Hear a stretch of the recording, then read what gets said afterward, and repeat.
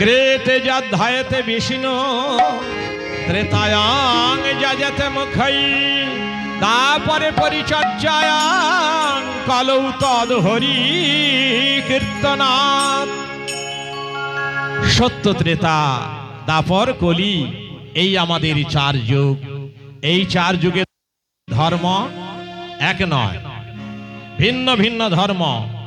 তাই শাস্ত্র নিরূপণ করেছেন সত্য যুগে ধ্যান, ত্রেতা যুগে যাগযজ্ঞ, দাপর যুগে পূজার্চনা, আর কলিযুগে কেবলমাত্র ভগবানের নাম গুণগান শ্রবণ কীর্তনের দ্বারায় তাঁর কৃপা বা তাঁর দর্শন সম্ভব।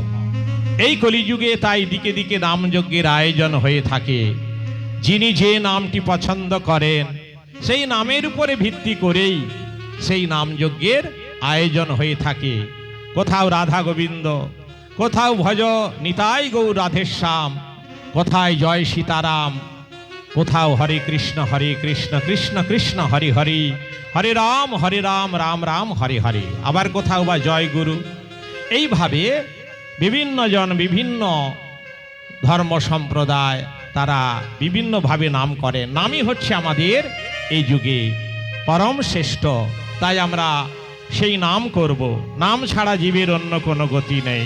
হ্যাঁ, গোকোটি দানে গ্রহণেঞ্চ কাশী, মাঘে প্রয়াগে কোটিকল্পবাসী, সুমেরু সমতুল্য হিরণ্য দানে, নহিতুল্য গোবিন্দ নামে, যথা রাম নামে।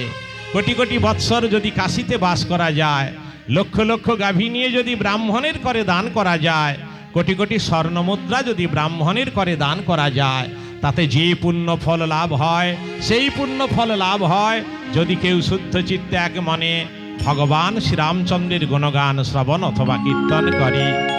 তাই মহাজনগণ কি বলছেন? হ্যাঁ,